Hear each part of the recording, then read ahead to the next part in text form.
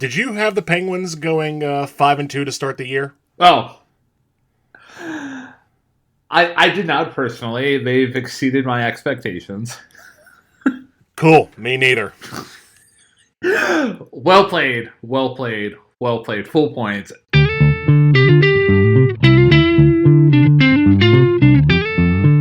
And welcome back, everybody, to the best music podcast on all sides of planet Earth. And the way that we measure that distinction is that we travel to Ukraine and we go to Uganda, but we take the long way around. Ladies and gentlemen, this podcast is called Hey, Listen to This. And it is hosted by two dashingly good-looking men who share the same middle name. I am the one. I am the only. I'm the one who is actually starting to find himself to be a Utah Mammoth fan because he has Nick Schmaltz, Mikhail Sergachev, and Karl Vejmelka in, a couple of different spots in his fantasy hockey league. Ryan James Kearns. And I am the one, the only, I am wondering if Ryan is going to be doing this for the next 27 weeks to cover all teams in the NHL, Matthew James Durzik. And for those of you who don't know what we do here on Hey, Listen to This, we don't talk hockey, we talk music, and it's right there in the title, essentially. It's called Hey, Listen to This. Every week, me and Ryan break down an album of our choice, and we talk about some of our favorite tracks, some of our least favorite tracks, if they apply, some of our highlights, some of our lowlights, what we thought could have been better, what we thought stood out. And last week, Ryan, it was an album that you brought to the table. What did we talk about last week? We talked about the self-titled debut album by the Stooges, released in 1969. And in case if you didn't know that, there's a song in the album called 1969. Very, very much of its time. Pun on the nose there. For me, loved doing the review. I didn't rate it a perfect 10 out of 10. And, quite honestly, it wasn't, a top-rated album for me. But the Stooges have been one of those bands that, I knew that they held significant importance in terms of musical history, but I've never taken the time to properly dive into one of their pieces of work. So, absolute one hell of a time reviewing that album last week. Wholeheartedly agreed. I was curious too. Maybe not quite to the level that you were, but every time I've heard of the Stooges, I'm thinking, it might be worth a listen someday. And for the most part, I would agree. They were definitely worth a listen and definitely worth checking out. So if you have not checked out that review or that album, do so perhaps in reverse order of what I just said. And figure out for yourself if you are a fan of the Stooges and their debut album, and perhaps any other works that we suggest or you might come to find after the fact. That being said, Matthew, we must venture on into new pastures. We must, find a new album to review this week. So it is your turn to, pick such an album. What are we talking about this week, Matthew? So this week, and in lieu of this being our 99th full-length episode of Hey, Listen to This, but not our 99th review, that'll come in 2 weeks, I decided for both reviews to choose albums from the year 1999. And for the first one of the two, we are heading to the world of country, as we are talking about our third debut album in the last 4 reviews. We covered The Doors 3 reviews ago. Last week we covered The Stooges, and now we're going to be talking about the debut album by country artist Brad Paisley entitled Who Needs Pictures from 1999. Now, for those of you wondering, okay, hold on, what is a Brad Paisley? I'm glad you asked. So, some of you might know him as a star on the TV show The Voice. Some of you may be familiar with his later country songs, stuff like Ticks or Mud on the Tires. Some of you might even know him fully as a duet partner with LL Cool J for a song we're not going to be talking about today by any stretch of the imagination. But before all of that, he started his career in 1999. And before all that, he was born and raised in a town that's relatively close by to where we are, a town called Glendale, West Virginia. Glendale is a city, or a town if you want to call it that, 12 minutes south of Wheeling, West Virginia, and a little over an hour from the city of Pittsburgh. So I am risking my status once again by covering a local artist. Hopefully it goes a little better this time. And he started out playing guitar at the age of 8 and started playing gigs at churches, friends' parties, local events. And then at the age of 13 years old, after several years playing guitar on the road, like most 8-year-olds and 9-year-olds do, he wrote his first song entitled Born on Christmas Day at the age of 13. He would later go on to record that song much later on down the line once he had the wherewithal to record a Christmas album as a professional country artist.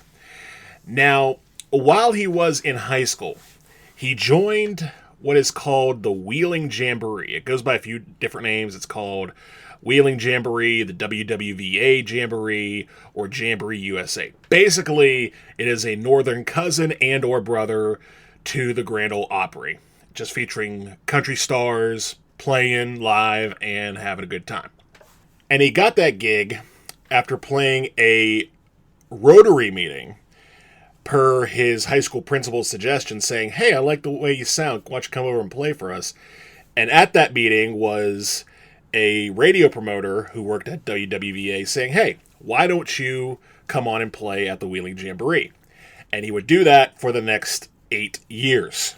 So he's in high school and he's opening up for big-time country artists like George Jones, and at the time, the duet known as the Judds. Now, we've covered the Judds in the past, or at least one of them, with Wynona's debut album. If you haven't checked that out yet, I would go on ahead.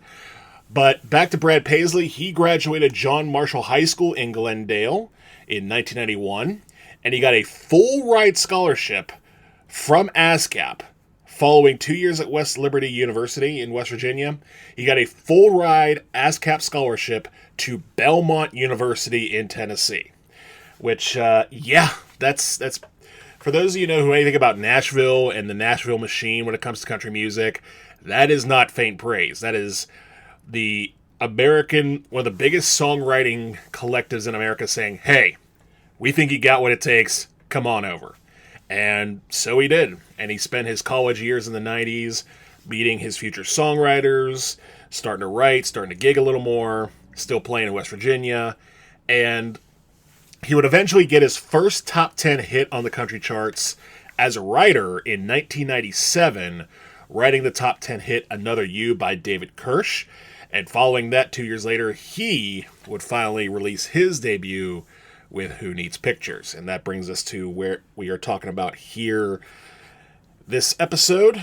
And before I delve into my past with Brad Paisley, Ryan, I throw it over to you first. So, my, past experiences with Mr. Paisley, it basically boils down to the fact that at one point in my life, I had a country phase. But to be honest with you, looking over his, biggest songs, like just in a quick Google here, I only know one of those songs. And do you want to take a guess of which song it is? See, this could be a few of these. I'm going to go with Mud on the Tires. That is incorrect. You could be right theoretically. This could be like one of those sentences where, I can YouTube it later and be like, oh, that song. But no, at least off the top of my brain, take a look at his top songs according to Google. The one that I know off the top of my head is Whiskey Lullaby. Duet that he did with Alison Krauss, often cited as one of his biggest and most iconic songs. So yeah, that's basically the only song I essentially know from him. But I know of him. I know that he was an important musical figure in the country scene, late '90s, early 2000s. I don't say the prime time of country music in my mindset, because that could be blasphemous.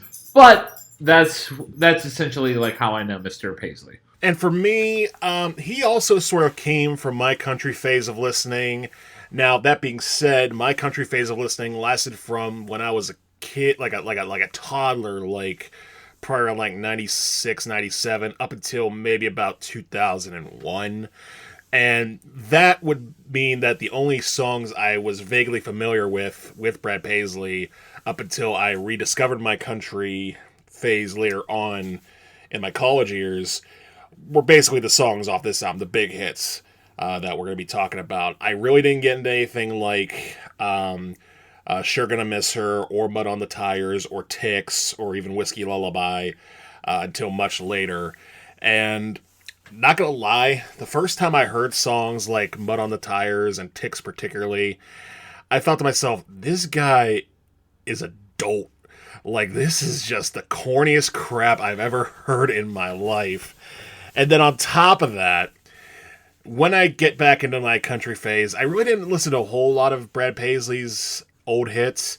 I would listen to stuff from like, Travis Tritt, Garth Brooks, Martina McBride, Mary Chapin Carpenter, just to name a few in a long sea of 90s country stars.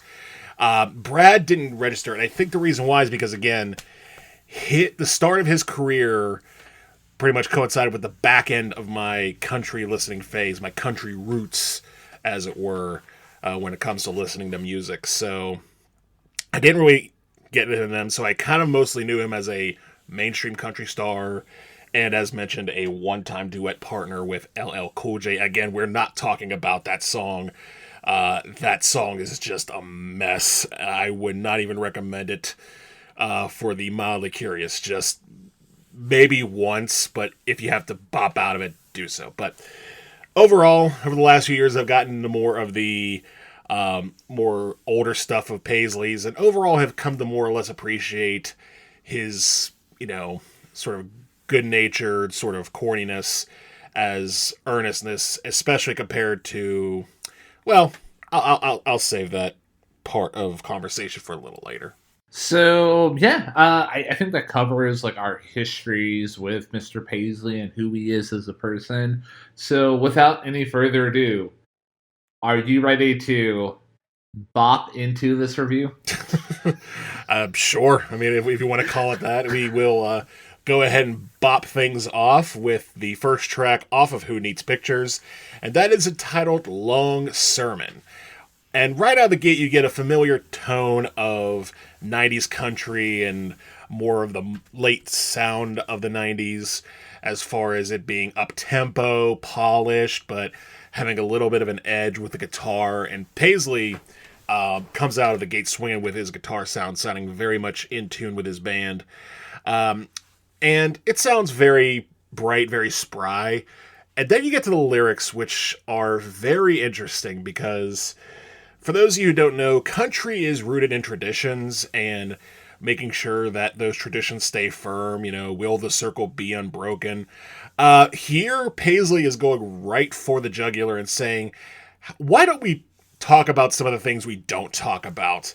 And here he's talking about the idea that he's in church with his significant other in this situation, whether it's a wife, a girlfriend, a friend, a sibling, whoever he's at church with. He's basically saying, it's nice outside. Can we wrap this up already?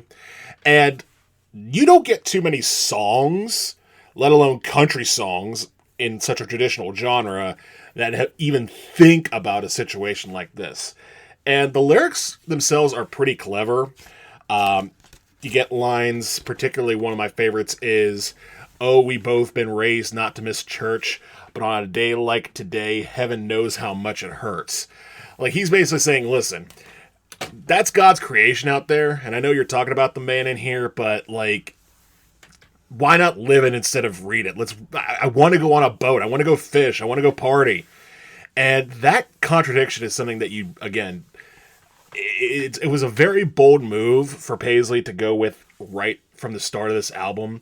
And to me, the lyrics sound intelligent. Paisley knows what he's talking about. He's speaking from the heart. His voice has an earnestness to it that definitely resonates with the lyrics that he's dealing.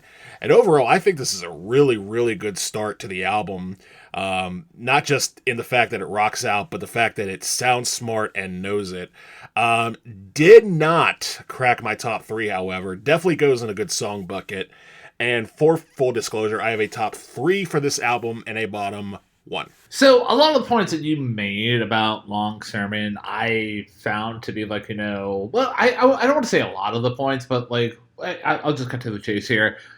One of the things that I'm going to agree with you on is that the lyrics here are pretty interesting, and like I found Brad's sense of humor and his like ironic twist on like I don't want to say making fun of like the church or like the Christian religion as a whole, but just the experience of going to church because like for those of you who've been to church or like can relate to like a situation where hey, can we wrap this up? Can we wrap this up? Like, you can find like, some solace in this kind of track here. So it's a fun track and I do appreciate it for that.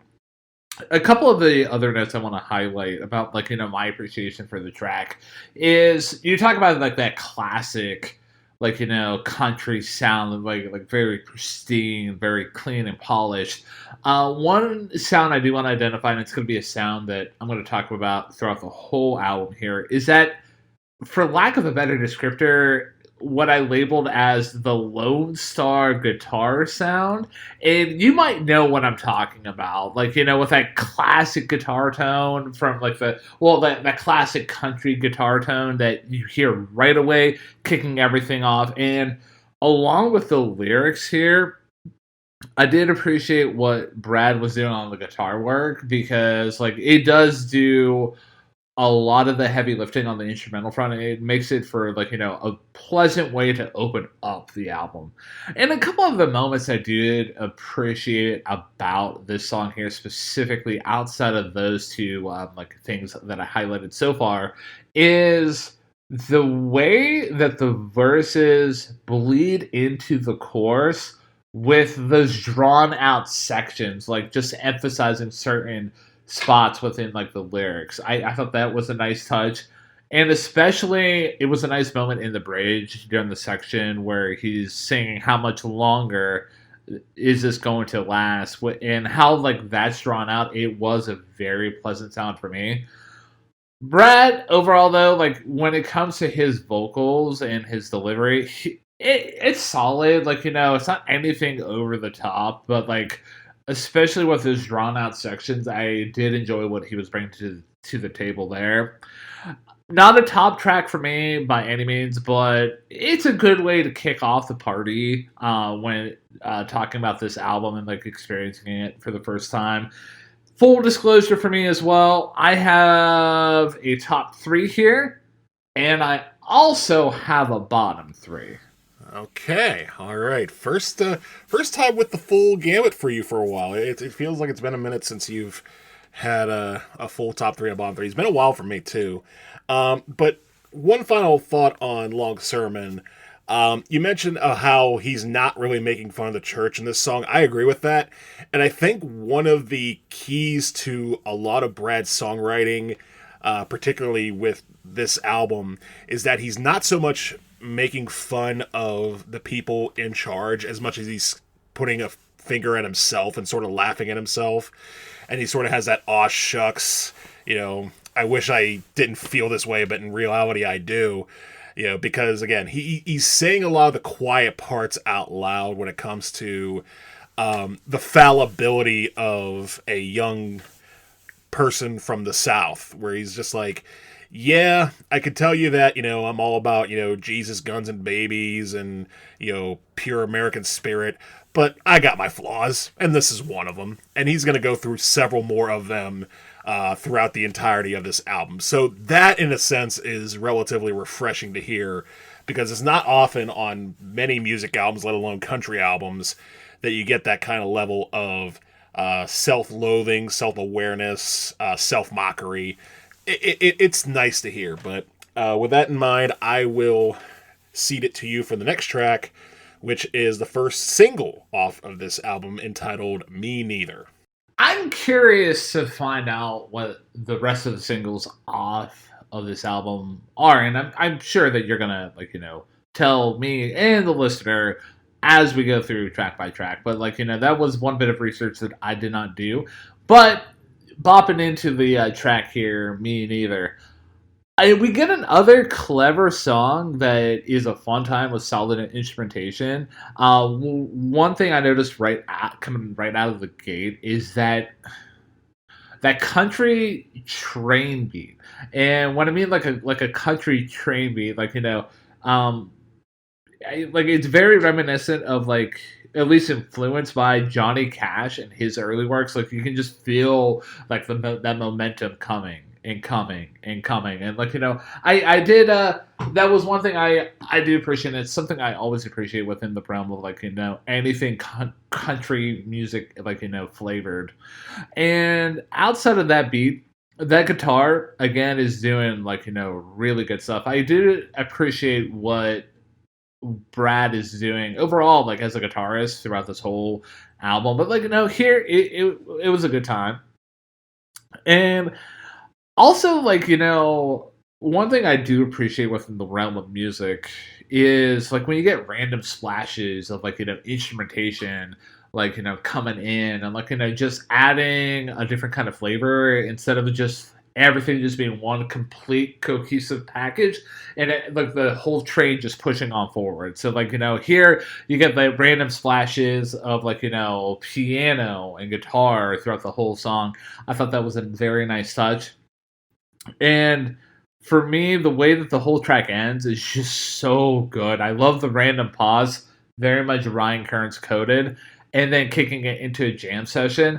I feel like, for better or for worse, this album shines the most whenever the instrumentals are allowed to jam and just really have a good time. So that might be some spoilers later on for what might be my favorite song off the album, but we'll get to that when we get to that. And then in terms of on the lyrical front, here again you get clever, ironic lyrics that shows Brad's humorous side, and essentially the theme, the motif here on the lyrical front is basically setting up you're at a bar and you see somebody across the way and you get the questions and you get a misdirect with the answer. And the one example I'm going to throw at the listener and you as well, and you know this, is the first question is, do you believe in love at first sight? Me neither.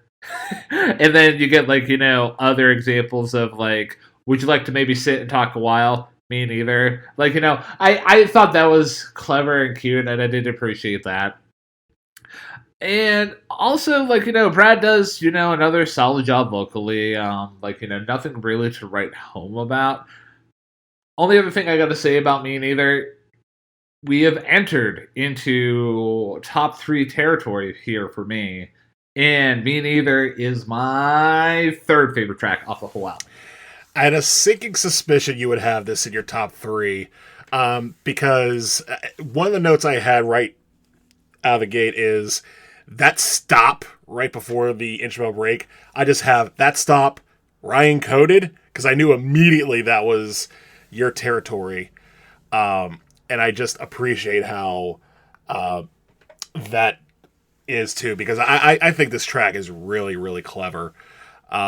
Because once again, you have a subject that a lot of people don't talk about in songs, let alone country songs, which is things just not working out at the start, at all. And a lot of big country songs, a lot of big country hits tend about, the biggest kind of love or big heartbreak, and, the old adage of if you play a country song backwards, you get your dog back, you get your truck back, you get your lover back, stuff like that. But Brad's basically saying, nah, sometimes you just go on a first date and it does not work at all. And he's also revealing an anxiety that also doesn't really exist in pop or country music, where, especially when he talks on that first chorus about, me neither, thank goodness. When he says thank goodness, I'm just thinking, okay, he in his heart of hearts wasn't thinking that this was going to be the end. And sometimes people do think that, people do think that things aren't going to work out.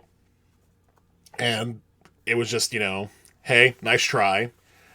Put 25 cents in the machine to play again. So, yeah, like, I thought the lyrics on here were very clever. I thought they were very funny.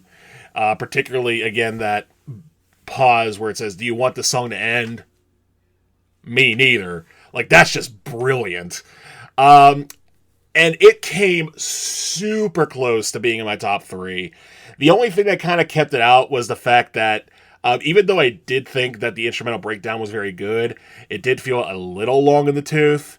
Not long enough in the tooth that I'm going to kick it out of the good song bucket, but just enough that it kicked itself out of my top 3. But still, Me Neither is a very, very good song and deserving of being a hit single. I believe it went to number 6 on the country chart, so it had some decent success.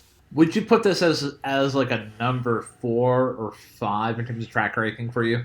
Yeah, I would say it's a solid 4 or 5, depending on the day. Like, this track is definitely on the upper side of the good song bucket, and again, just outside the top 3 for me. I'm very glad, though, like, in your dissection about the track, whenever you noted that pause was very Ryan Kearns coded, and true to form, I had to make this one of my favorite tracks off of the whole album. So I very much like being predictable in that sense.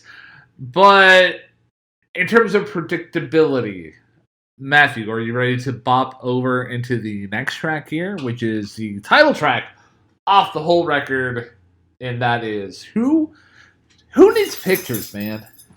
Yes, Who Needs Pictures? This was another single, the first single, in fact, off the album, before the album even came out. And it did modestly well, numbers-wise. I think it went to number 12 on the country charts. So Brad's first hit on the charts, and I can hear why. So for those listening, do you remember Kodak cameras? Do you remember disposable cameras? Do you remember development centers in the grocery store or seeing signs for 1 hour photo? If you don't, look it up. You'll get to know a side of history that involved actually taking photos with film instead of your phone, which you use for everything else. But all that back in my day aside, this song is about Brad finding an old Kodak camera where he realizes, holy crap, how long has it been since I used this thing? And once he starts realizing how long it's been, he gets taken back to memories of him and his ex-lover on the beaches of Cozumel or down in New Orleans because Baton Rouge is too boring. And what did Baton Rouge ever do to you, Brad Paisley? But he's talking about how he remembers all those wonderful moments, and realistically, he could take the camera to the store and get the film developed, but he realizes he doesn't have to because, in his own words, he can still see everything just fine, so who needs pictures with a memory like mine? It's a simple concept, but the way it is delivered is just brilliant. And I think this is one of those songs where the earnestness and the plain-spokenness of Brad Paisley's vocal definitely comes to its peak form here. And it's not just a well-written song that, again, talks about things that you really don't talk about. Because, I mean, yeah, you could talk about, there's something like, look at this photograph every time it makes me laugh. But no, he's talking about specific situations that he remembers and then sort of tying it in this little bow of, yeah, I still miss you and I can still see the past, and it's just something I don't even need to look at again because I can still see it. And the ends to each chorus that deliver the title line are just a devastating blow of emotion. And I had to think about this a few times listening to this album, like, what lines were the best, what lines were the worst, which songs had the best set of lyrics. But at the end of the day, I choose my top 3 based off of, which song I would like to come back to most.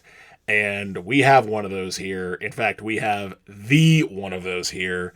I got Who Needs Pictures right at number 1. Number one with a bullet, man. You're right there with Brad Paisley. You're like, who needs pictures, man? Get them out of my face. We have phones now. So, oh man. So for me, who needs pictures?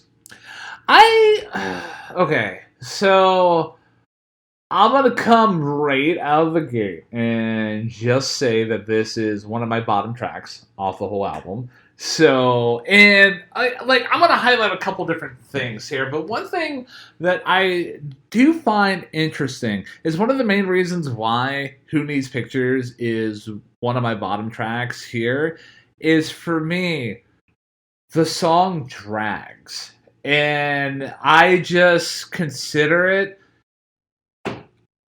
Christmas Hallmark music in terms of just cheese on cheese on cheese. My first note here, honestly, isn't that it's country ballad is going to country ballad. Throughout this record, when we get to the other ballads, there's going to be different things that make it notable for one reason or another on the instrumental front. But here, things are pretty much run of the mill. And so far in the album, I've been gravitating towards the instrumentation and appreciating the lyrics. The instrumentation's not really doing a lot of the heavy lifting. And the lyrics here, I'm going to be honest with you, they're not doing much heavy lifting as well. And I find it interesting that you made the comment on Me Neither. You felt like the jam session at the end of that song was a little drawn out. And here I am on the flip side of that coin, where I'm like, this song here is very much drawn out. So neither side of that coin is right or wrong. I just found it interesting that those are our perspectives, and that's what makes it such a good duo, man. But on a couple other nitpicks I have about this track here is Brad himself. He does a good job vocally, decently, but given the context of a country ballad, and one other song specifically much later on in the track listing, I'm not really I'm not believing what he's throwing down on the track here. I'm almost accusing him of phoning it in a little bit, given the context of this song and a ballad. It's not very emotional. And one other nitpick about the song as a whole, and I don't want to say nitpick. These are just my personal grievances against the song. I'm allowed to have grievances, I suppose. This is America, man. So here, it's a song subject material, and I know that I'm reading into it, and I just need to not dig so much further past hey, he has a good memory. But ladies and gentlemen, you may think you have a good memory now, but give it 30 years, you're gonna want to have those pictures. So, and then and then on top of that, another critique I have about the lyric set here is I'm kind of confused about who this other person is that he's remembering the relationship of. Is this person being talked about here dead, or are they just no longer with the person? So maybe with that point, I shouldn't be thinking about that. I should just be thinking about they're no longer in this person's life. But it was a critique I had. And now, ladies and gentlemen, and Matthew, you guys are probably all wondering, where does this land in my bottom 3? Well, it has landed at my second least favorite track off the whole record. Whew. Okay, I thought it was about to be fight o'clock on this one, but thankfully it's not. Although I will say, to counter some of the stuff you said, on the one hand, I don't completely disagree with you on the idea of needing those pictures for when your memory does go away. That being said, we're not sure why this person is left now. If they left because they, as you suggested, possibly died, then 100% wholeheartedly, you know, keep those pictures because that's going to be a memory that you have lasting of them. On the other hand, if they got split up for personal reasons, which is the theory I'm going with, then I don't know. It feels like that's one of those things where do you really want to keep pictures of someone that you're no longer attached to? Because it could be a fact of they left or you left or you decided to split amicably or acrimoniously. So I will agree that there is ambiguity in that. But the one thing I will say that I do disagree with you on is the vocal performance. To me, I don't think he's phoning it in at all. And I think it's weird. To me, I think where you hear phoning it in, I hear earnestness. Like he's not trying to sing this like a Garth Brooks or a Martina McBride or a Faith Hill or even a Tim McGraw. Like he's not trying to sing for the sake of singing. He's singing for the fact that he's trying to, you know, put his words out there. Like he's not trying to Mariah Carey it, if you may. Like he's doing more of a I don't want to say Lou Reed because I think comparing Brad Paisley to Lou Reed might put a hole in the universe that cannot be filled.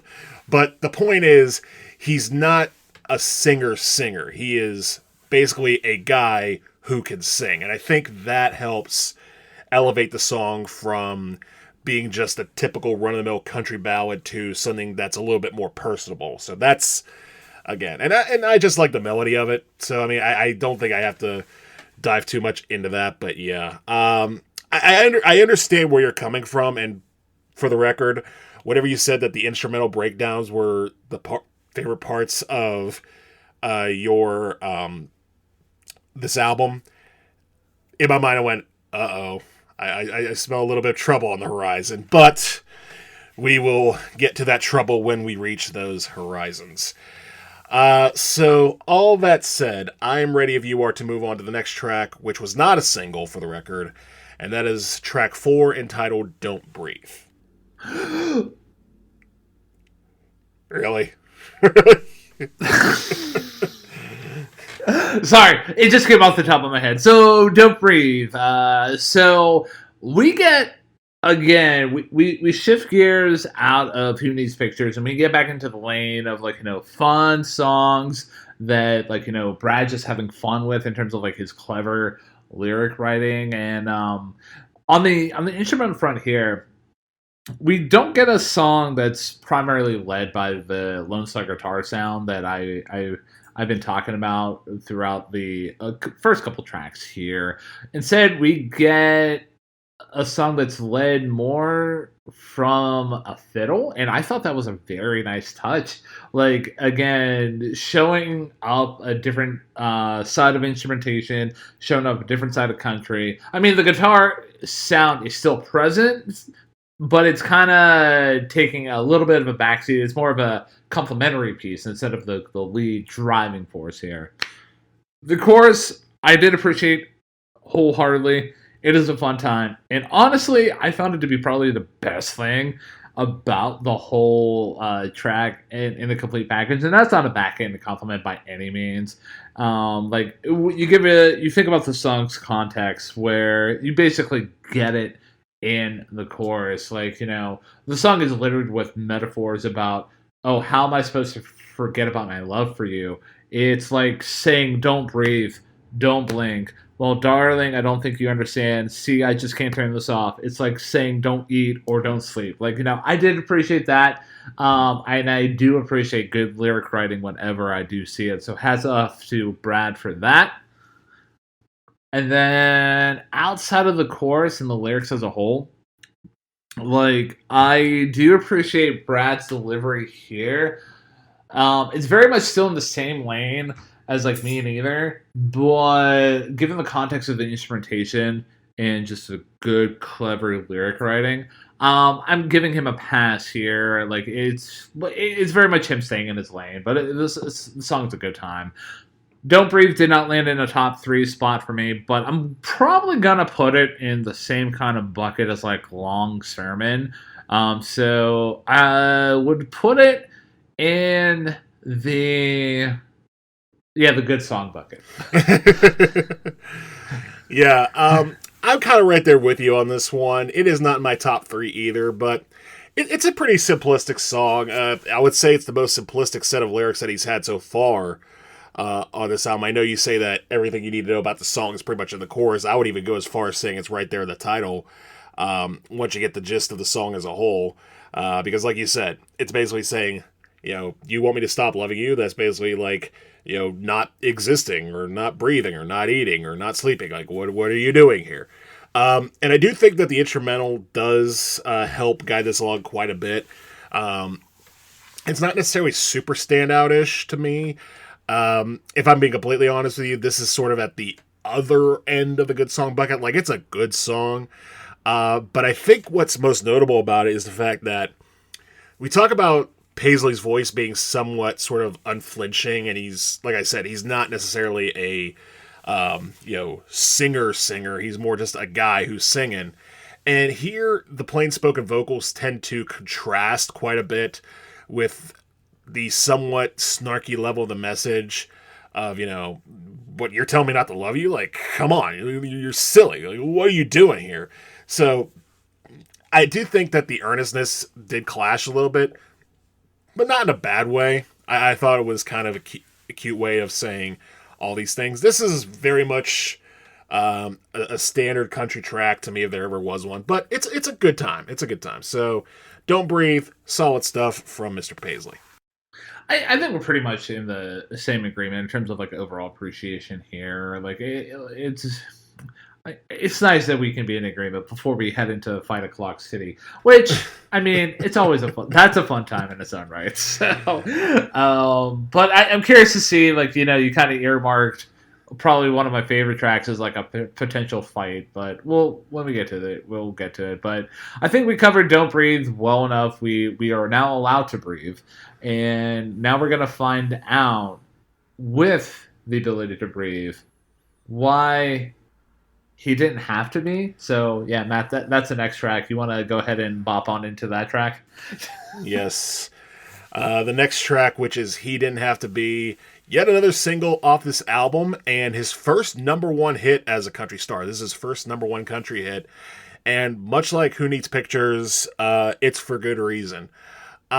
So right away, okay, this is another ballad, and it sort of has a similar timbre to Who Needs Pictures, but the lyrics are much different because we go from lyrics about finding a Kodak camera to lyrics about the wonderful joys and perils and turbulations that is stepfatherhood, or in this case, single motherhood, at the start of the track. And once again, much like Long Sermon and Me Neither, Brad's diving into territory that is very much uncharted, especially in country music. I mean, I could probably name on one hand how many country songs there are about stepfathers, and in the current heat of the moment, I can only think of one, and it's this one. So, yeah, that in itself was just mind-blowing to me. And even though on Who Needs Pictures, Brad was a little bit more plain-spoken, here he starts to get closer to singing for the sake of singing, not to the point where he's doing a full-on Michael Bolton or something like that, but to the point where he is hitting those high notes and hitting them strongly, particularly on the chorus when he's singing words like, looking back, all I can say about all the things he did for me is I hope I'm at least half the dad that he didn't have to be. And considering the context of the verses, which feature, mom going out to dinner like it's a job interview, and then him finally as a kid being able to go to movies with both sides of the relationship and all of a sudden become a family, and then realizing now that he's in a more traditional setting, he can step up in the same way that his stepdad did. Like, the way he reaches those high notes on that chorus are just absolutely wonderful. And when you mix good vocal performance with good songwriting, you get a really, really good song. And one that deserves to be a number one hit. Now, obviously, it's not my number one. I have already disclosed that with Who Needs Pictures. But this is close. This is in my top three. And we have landed at number 2. I can appreciate that, man. I can appreciate that. And, I'll start my thoughts about He Didn't Have to Be with being in agreement with you that what really sets this song apart from the other ballad that we've experienced already in this album here is the subject material and the way that Brad's able to write effective lyrics and very wholesome lyrics. Like the one lyric that you highlighted specifically, if I'm not mistaken, it comes after the realization that Brad becomes a father, and like he starts to look back on how his stepdad helped him out, and and just thinking like, hey, I want to be I want to be half the dad that he didn't have to be. So that's a very clever, very wholesome moment, and for somebody who has a stepdad, not going to get so much into my personal history, I can appreciate what this song is going for 100%. Other complaints, complaints. Wow, that's a backhanded thing about the song. But other things I have to say about the song as a whole is, I mean, you kind of hinted at it at the start of your thoughts about the track. The instrumentation is very much boilerplate. I labeled it as AI boilerplate nonsense, where it's just like, hey, Google.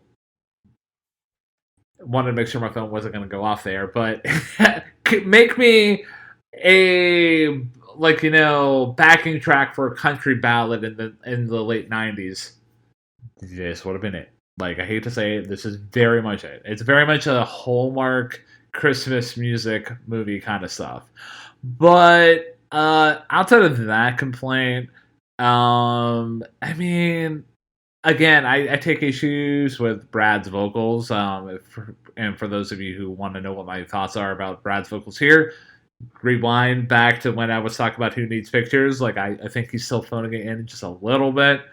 But overall, just to completely summarize my thoughts about He Didn't Have to Be, it didn't land in a bottom track territory for me, and it's basically because of the wholesome and the effective lyric writing here. It's very much carrying the load, and it carries the load pretty well. Yeah, I agree that it to me, this is what separated this song from another song, because originally I did not have this at number 2, I had it at number 3, and in fact, for a split second, I didn't have this in my top 3 at all. I had Me Neither being it out.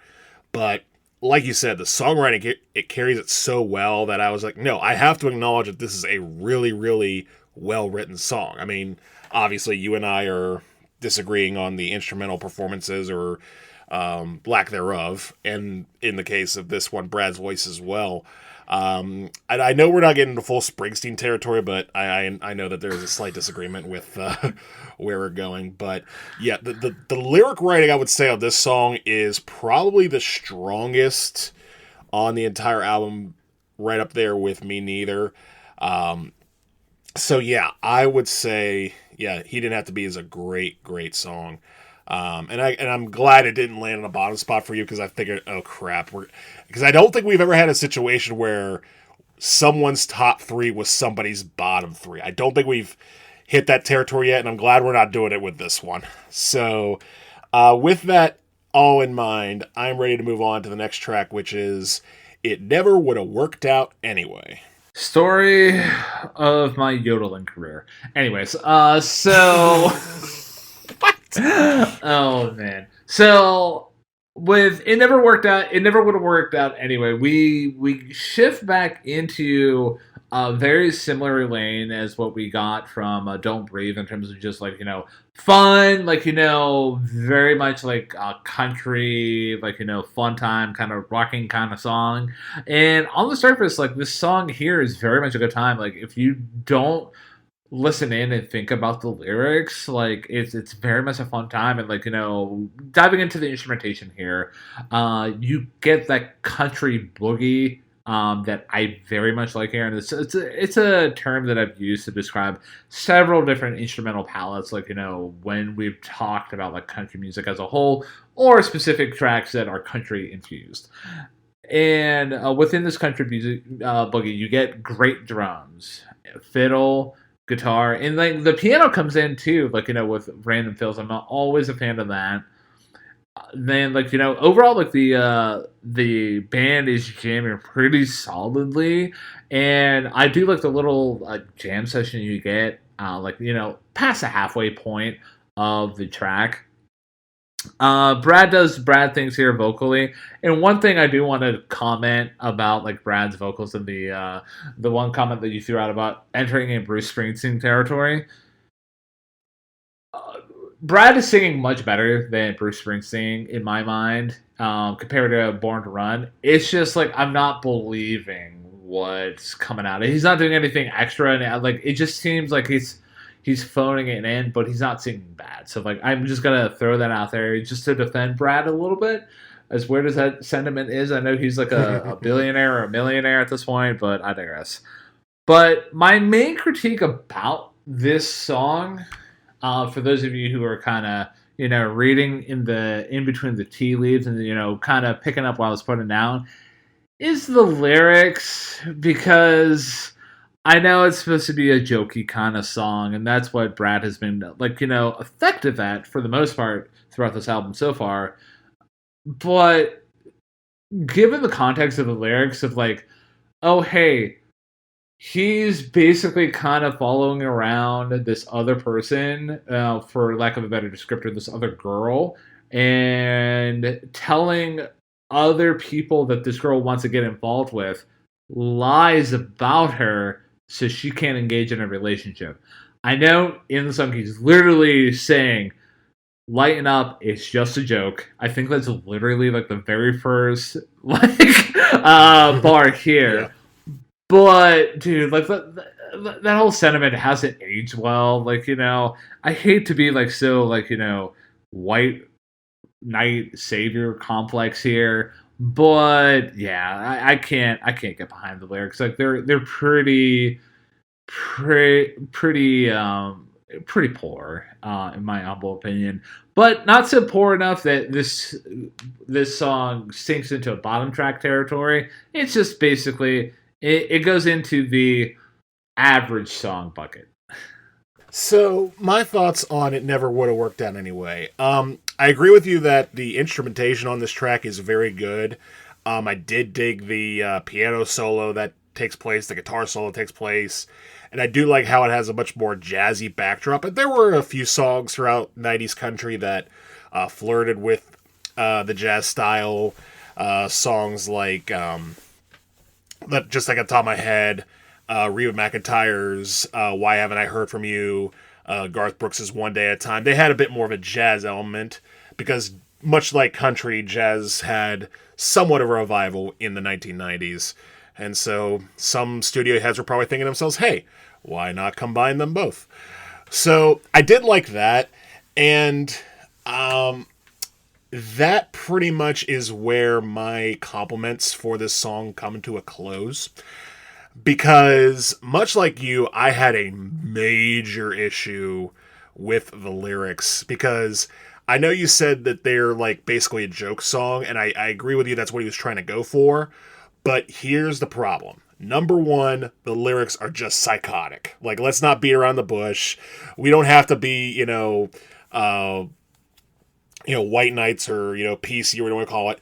They're psychotic. And like stuff involving like the first line about telling the doctor that you used to be a man, like, come on, man. Like at its best level, it comes off as a mean-spirited, unfunny rom-com that probably costs like $100,000 to make. And it just feels like, it just very mean-spirited. It's a very mean-spirited song. But what really sinks it, ironically enough, is Brad's vocals, because up to this point, to me, he has sung so earnestly about all these different situations that I'm willing to believe him on every single track. And the problem is when you establish that level of believability, when you sing a song like this with such aggressively misogynistic, unfunny lyrics, the problem is if you sing them with the same level of earnestness, you don't come across as if you're joking. You come across as if you're a psychopath. You come across as if you meant for all this to happen. You're pulling all the strings to manipulate everybody in this significant other's life, and you're doing it for the sake of your own selfish need. But you're also sort of like, I mean, and just the idea of, oh, you should be thanking me anyway. Like, come on, Mr. Vance. Like, this is not territory in which you need to be saying stuff like this. So, yeah, this is the one time where Brad's earnest vocal is a very strong deterrent for the writing that is going on here. And despite the strong jazzy background and the way that this track swings instrumentally, I have no choice but to plant this flag as my least favorite track on the album. There's no need for a song like this. None. Absolutely agree, man. And also, that means we're officially not in Fight O'Clock City. I mean, yeah, we did it, Joe. Oh, man. Yeah, oh, we did Joe it. Biden. We did it. But yeah, I remember agree Joe with you. Biden. Like, hope he's doing well. Yeah. Well, anyways, yeah, I mean, I agree with you. Like, we don't need to mince words about the lyrics here because, like, they haven't aged well. Like, they're basically, you have to understand, like, again, Brad might not been thinking about it at the time, and I'm sure if he looks back at the song, he would be like, yeah, not one of my best songs, and I regret, like, singing that. But it's just part of the album, and like you have to acknowledge for what it is. It's a piss poor track on the lyrical front alone. So moving on from that track, are you ready to bop on over to the next track, which is "Holding On to You," the closer of side A off the whole album? Or I mean, I could be wrong. Am I wrong? I have no idea. I mean, for full disclosure, I know only people on the Dark feed are going to be able to see this, but I have this on CD, so I don't know if a vinyl version of this album exists. So if you're looking for a vinyl version, take the 9-hour trip down to Nashville, or 30 minutes if you live there, to find out by going to your favorite country music record store. But as far as I know, this does not exist on vinyl. But it is the halfway point of the album, track 7 of 13, and it is Holding On to You. And once again, we sort of follow the pattern of fast song, ballad, fast song, ballad, fast song, we're back to ballad. And here we have a song that both lyrically and instrumentally is slower and more subdued than the track that came before it.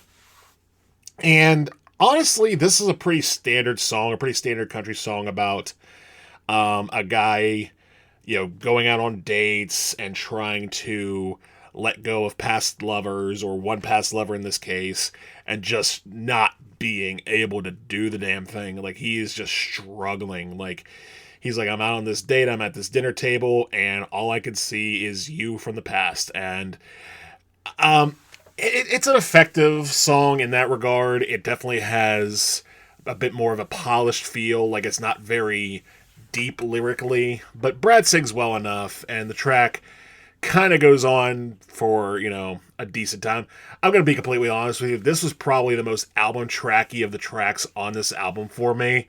Like, not bad. Like, it's not a bad song by any means. Like, when it comes on, it's like, okay, this song's good. I like it. And you do sort of have that envision of him, being at dinner and just sort of having that same sort of nervous grin, sort of like a weird off-put cousin to Me Neither. Except this time, the reason it's not working out is because of a past relationship.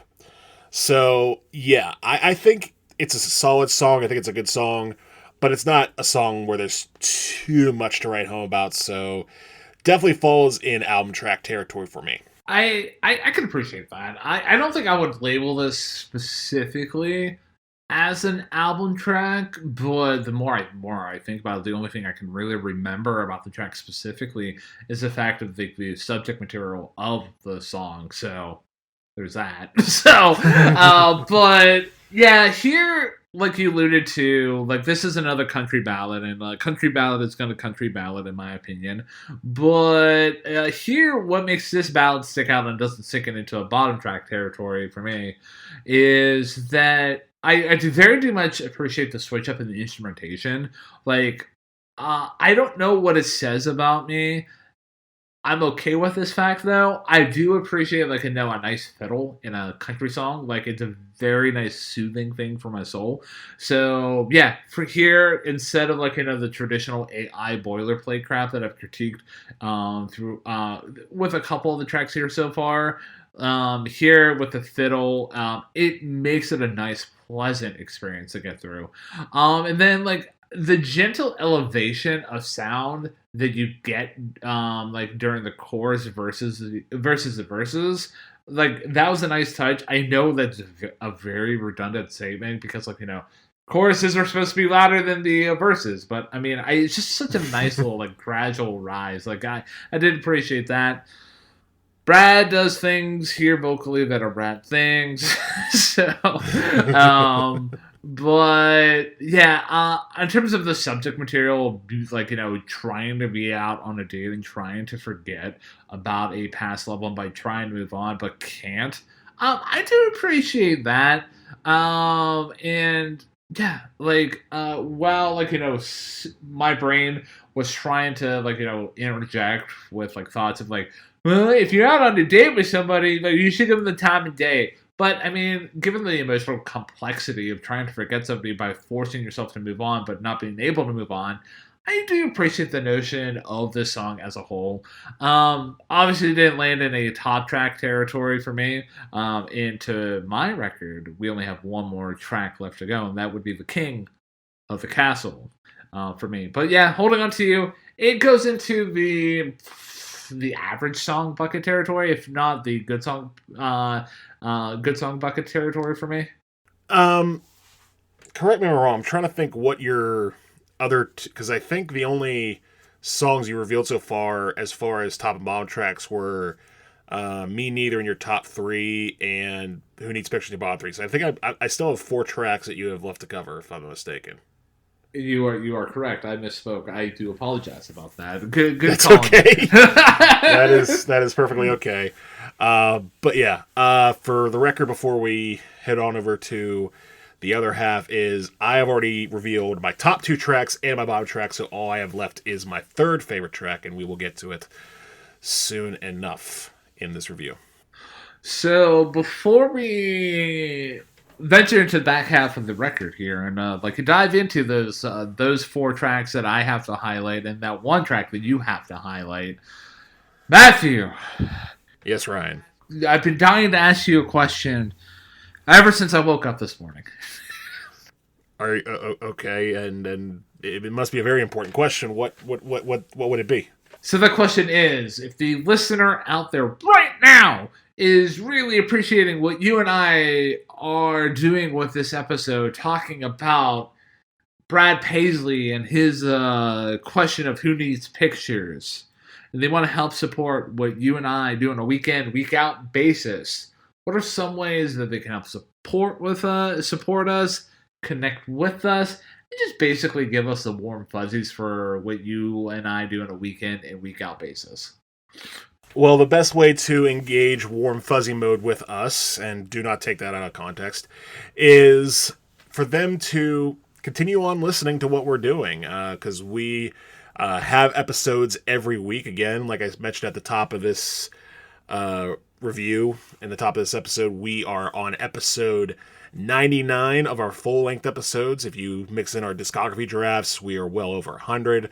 So we've been doing this for over 2 years and many episodes. So again, we thank you for the ride along so far. And if you want to help support us, find us on your favorite podcasting platform of choice, whether it's Apple Music, Spotify, Pocket Cast. I know those are the three I mention every week, but I know there's probably a few more out there that we may be on. Also, if you like using YouTube to listen to podcasts, we are on YouTube as well. And if you are on any of those sources, do the algorithmic dance that will be best for us, which is share with a friend, like the post, give it a 5-star rating. If you're on YouTube, comment, subscribe, and overall just get the word out there that you like what it is that we are doing. And speaking of getting the word out there, we are on social media as well. We are on Facebook. We are on Threads. We are on Instagram. We are on Blue Sky. And the username for that is ttheylisten. That is TT, the word hey, and then the word listen. And that is our username on YouTube as well. And so if you're looking for us and you're looking to share us to social media, that is the name. If you're on Facebook, you can just use our full name of Hey Listen to This. But if you're anywhere else and you're trying to find what it is we're doing, it is TT Hey Listen. And speaking of TT Hey Listen, if you want to contact us directly, but you do not know us directly, the best way to get a hold of us is by using our email, which is ttheylisten@gmail.com. Again, that is ttheylisten@gmail.com. That is where you can talk to us directly, whether you want to give positive feedback, negative feedback, some things that stood out to you, a review of our review, if you want to call it that. Or if you have suggestions for any future reviews and albums that you would like us to talk about, we can do that as well. So again, that is ttheylisten@gmail.com. And again, find us on your favorite podcasting platform of choice. Give it a 5-star rating. Like us, comment, whatever you want to do. And to those of you who have done that already and shared our stuff on social media, thank you. Because again, we're not sponsored by anybody. We're not part of some major podcast conglomerate. We are just two dudes with microphones who love to talk about music. And we appreciate the fact that you have joined us throughout all of these steps of the way that we've gone through. And again, to Ryan, thank you for being such a great co-host and partner for this podcast. And right back at you, my dude. Like, I absolutely enjoy every single venture that we go down on the musical highway that we've experienced so far here. Like, it's thanks to, this venture here that I discovered bands like the Turtles, Toledo, and I found perfectly logical reason to check out Frank Zappa of all people. And there's countless amount of examples that I can throw out there. But yeah, it's been an absolute journey, and it's been a awesome journey at that, and I would not do it with anybody else, my good sir. So speaking about journeys and completing them, and just finding out really the answer to the question, who needs pictures? Matthew, I think it's time that we kick it into the second half of our review here, and we dive into the track I've Been Better. I'm perfectly cool with that, and I believe the floor is yours for this one. It is, man. So, yeah. So for a lot of this album so far, you alluded to the fact that we went from fast song, slow song, fast song, slow song, fast song, slow song.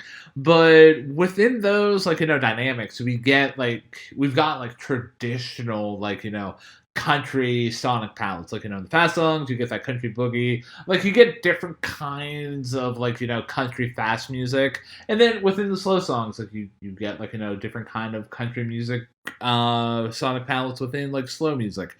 Here, we get a nice change of pace on the sonic palette front. And what I mean by that, right away, you notice that you kind of get an island instrumentation vibe, within this track. And I very much dig it. I thought it was a great touch, and I did appreciate the change up there. And, I do appreciate the I don't want to say the randomness of the drums, but I think more specifically, I love how the drums are used, and then you get the random splashes of guitar. It does really create a nice backdrop on the instrumental front. And one critique I do have, though, is is that the chorus. I feel like it's a little bit too long, or it's just a little bit too wordy, and it doesn't just do enough for me. Like I don't know, and it's not a chorus that you're gonna remember, and it doesn't really drive home the point of the song, in my opinion. Brad sings in the song, so there's that. Um, so the and like essentially diving into the song about its meaning is that the song's essentially looking back at a previous relationship and missing it from based on that sole fact. So yeah, overall though, I've been better. I feel like it's a little bit of a mixed bag. If the chorus was just a little bit better, I would appreciate it if there was just a little bit more. This could maybe be a top track kind of territory, but it's fine. Yeah, I'm kind of there with you. I mean, I think I like this track a little bit more than you do, but it is not the completion of my top three. I do appreciate the fact that you noticed that this had a bit more of a laid back island vibe. And one thing I noticed, especially with this song, is that the late 90s and early 2000s, but especially the late 90s, were full of songs where the point was to have an island vibe. Like songs I have listed here, just off the top of my head: George Strait's "One Night at a Time," Clay Walker's "Then What," Garth Brooks's "Two Pina Coladas," just to name a few. Because again, not just with jazz, but with also island music and Caribbean styles. I guess country was trying to integrate those in the late 90s. For what reason? I don't know. Probably cash. But in the case of I've Been Better, what I did think stood out is the fact that a song with such a tropical vibe is so dour lyrically. Like, this is basically, hey, I've got everything you think I would need. You know, I got a new job, I hanging out with my friends on the beach, and honestly, I'm just kind of completely miserable, if I'm being completely honest with you. I miss you, and that's all I need. Like, to me, that was just kind of a weird twist on the whole thing that I did appreciate. Like, I was like, oh, so island song, but sad. Okay, different. I appreciate that. And there are some really good lyrics, I think, on this track in particular.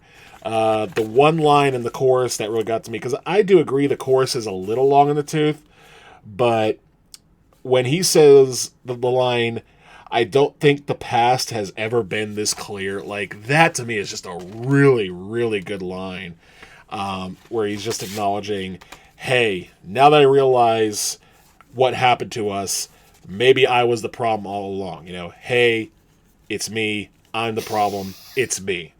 So overall, I did appreciate that, but ultimately, it didn't do quite enough to land in the top territory for me. This goes in the good song bucket as well.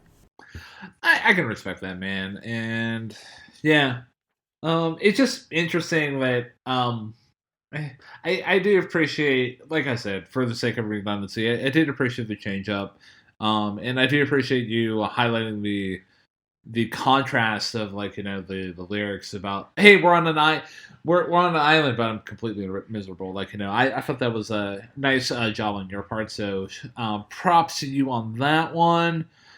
So I feel like we've covered that track pretty effectively. So are you ready to dance, man?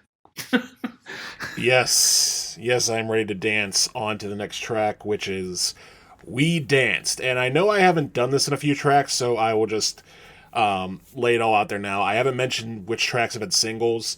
I mentioned Me Neither. I mentioned Who Needs Pictures. I mentioned He Didn't Have to Be. This was the only other single off this album, and I would say probably the biggest single off this album because it also went to number one. It wasn't released until the year 2000, but it was recorded and released in 1999, hence why we're talking about it today. And once again, we follow the pattern. We're back in ballad mode. I mean, the last song wasn't as fast as some of the others, but once again, we're hitting a ballad mode with We Danced. And it's a pretty simple song where you have a situation where Brad's singing about a woman that comes into a bar, looking for a purse, and then Brad playing the bartender says, "Oh, here it is." But then instead of just handing her the purse and calling it that, they start talking to each other, get lost in conversation, and then he decides, you know what? I'll give you the purse back on one condition. And so they dance with the bar closed, and everything's dark, everything's empty. It's just them in an intimate situation. And then the second verse talks about how, hey, things progress. I pull out a ring. She says yes, but on one condition. Back to chorus, and that's pretty much the end of the song.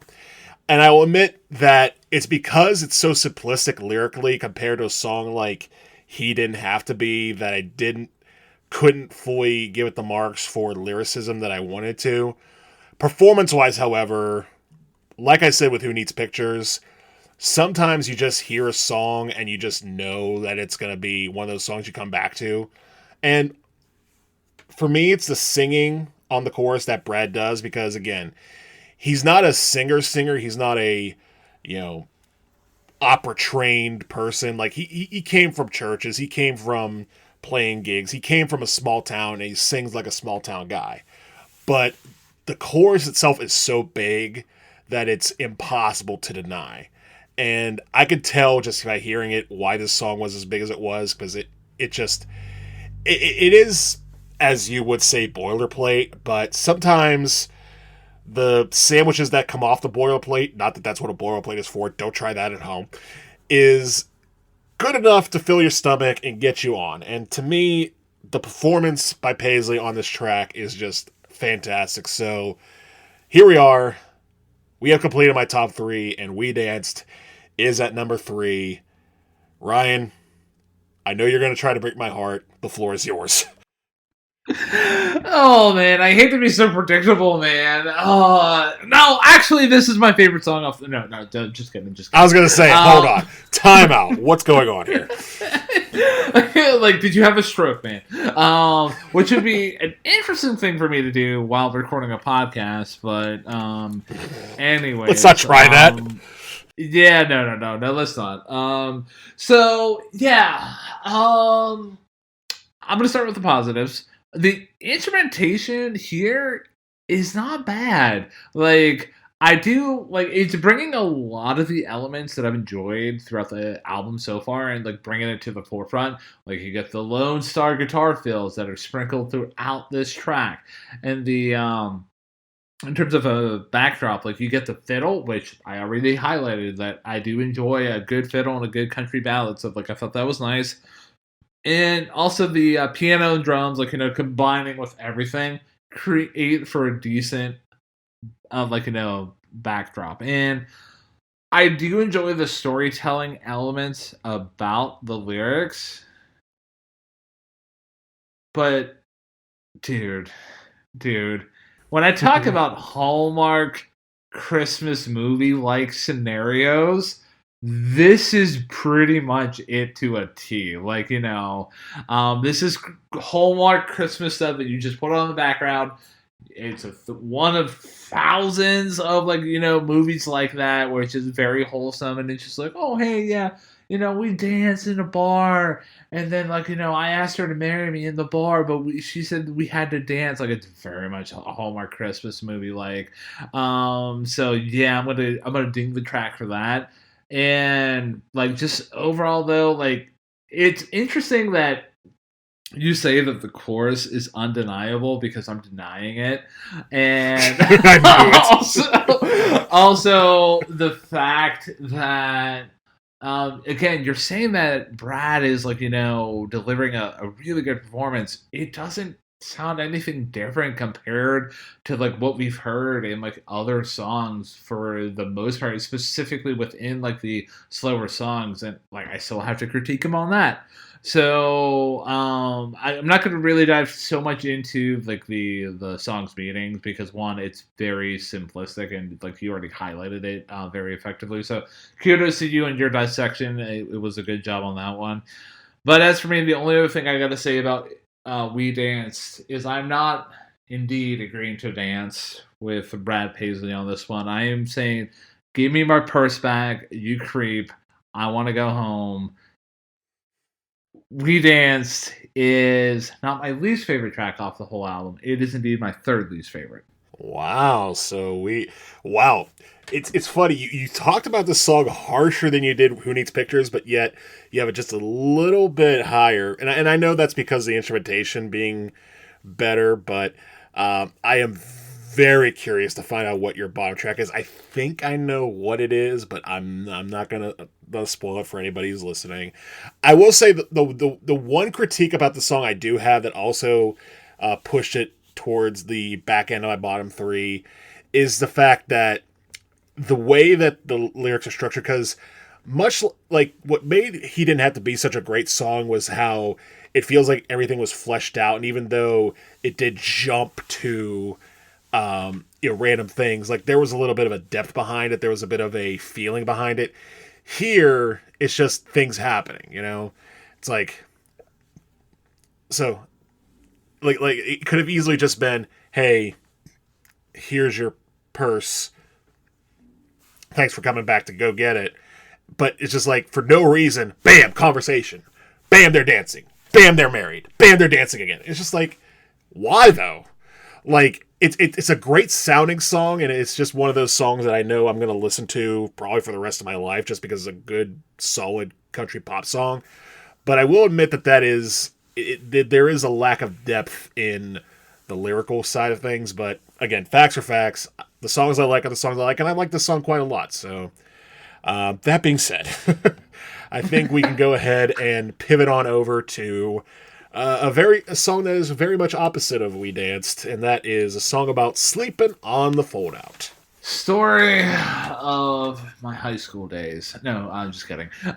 So yeah, like you've talked about throughout this album here so far, we go back into a little bit of a fast track here, but not so much, to be honest with you.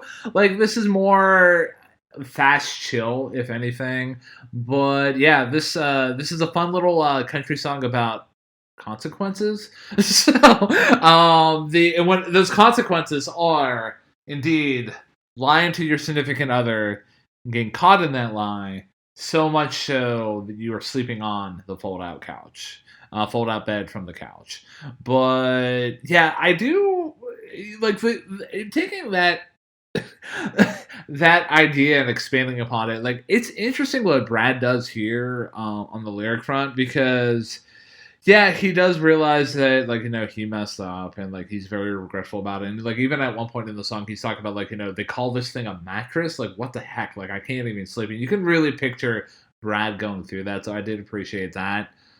But before I go on, I just have one question about the lyrics. What does it mean to clean fish? So I think... again, I'm not an avid fisherman by any means. I haven't fished in the better part of, I don't want to say 20 years, probably closer to 15, I would say.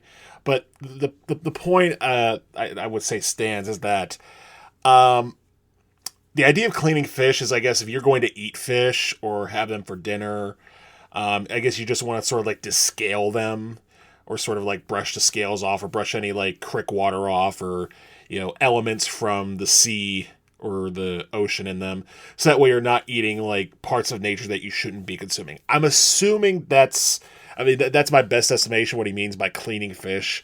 I know just from a outside perspective you might be hearing that phrase, be like, what the hell is he talking about? But I'm pretty sure that's what that means. I'm going to go with that, because I don't think that he would be talking about doing a nefarious act or a naughty act. But yeah, so your explanation is 100% probably on point. So outside of the the lyrical themes and writing here, the instrumentation here is pretty nice. I do like it's very much country flavored. You get that Lone Star guitar that I highlighted before, and you also get a drum beat that's country flavored, and fiddle. So you get the best of all worlds here, in my opinion. And also you get the random splashes of guitar throughout the song, which is an element that I've very much enjoyed throughout this whole album here so far. And also the instrumental break here is a nice touch, and it's very much in my wheelhouse enjoyability wise. Brad sings in this track.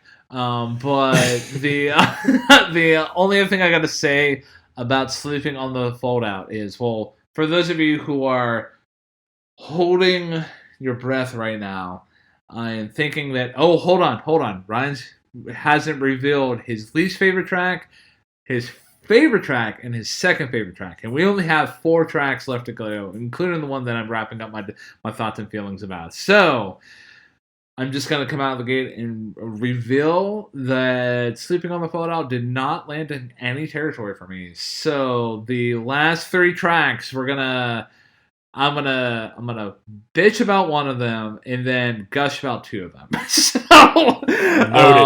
Noted. But yeah, that's my thoughts, man. What do you think about this track? So for me, obviously, we've already completed my scorecard side of things. I revealed my top 3 and my bottom 1.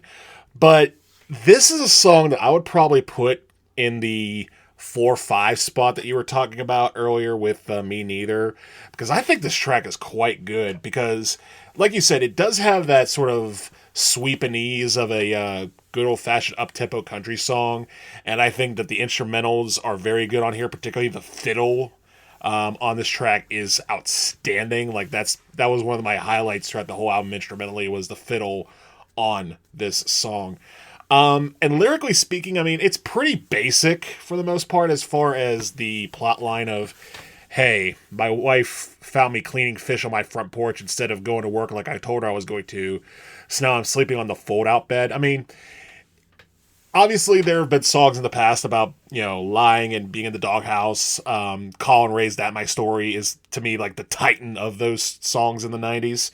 But here you get Brad's spin on it, which not only makes use of a more modern, modern-ish, it's a futon, for goodness sakes, but modern inclusion of using a futon.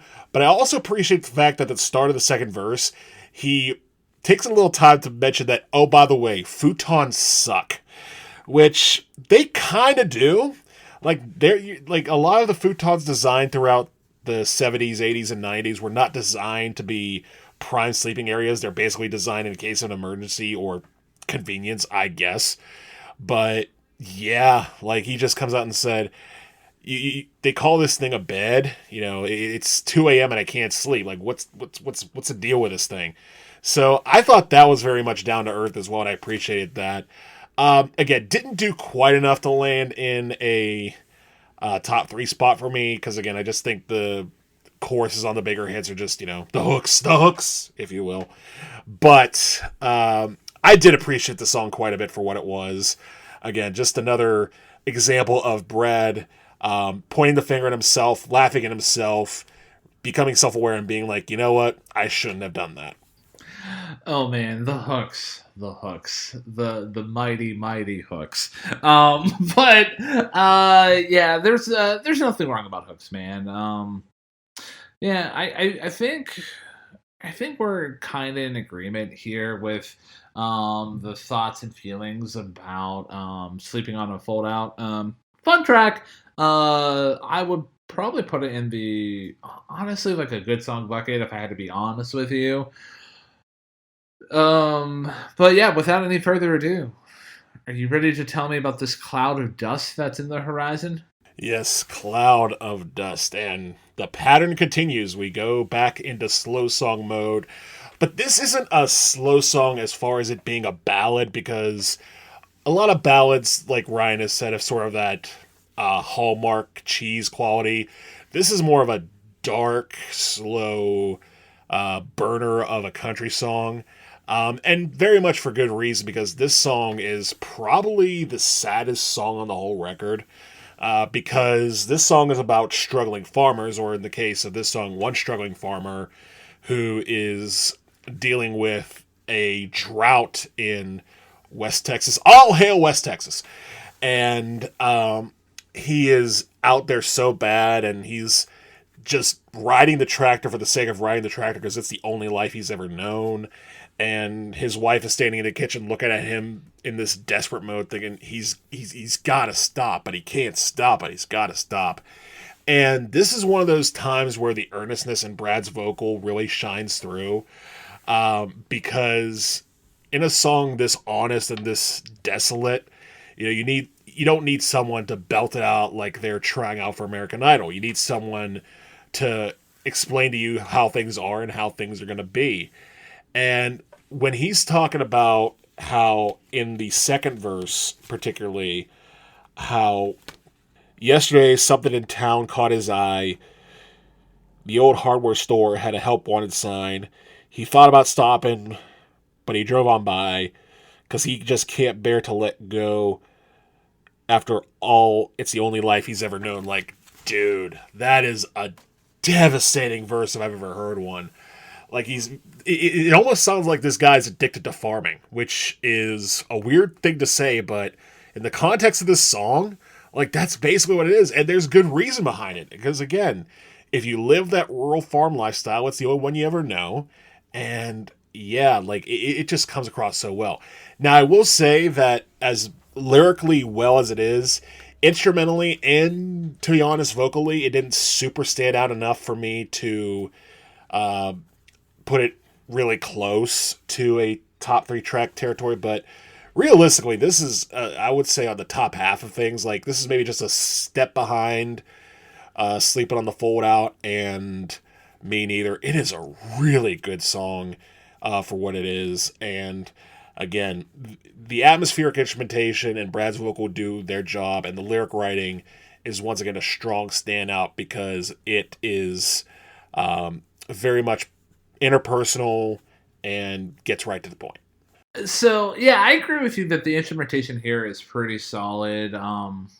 With this track here specifically, you get the piano taking the lead, and like throughout a lot of the songs I've talked about here throughout this review here so far, is I'm always a fan of the fiddle within the country music setting, and here you get nice moments of fiddle throughout the song, and the drums are also doing a nice job grounding the song.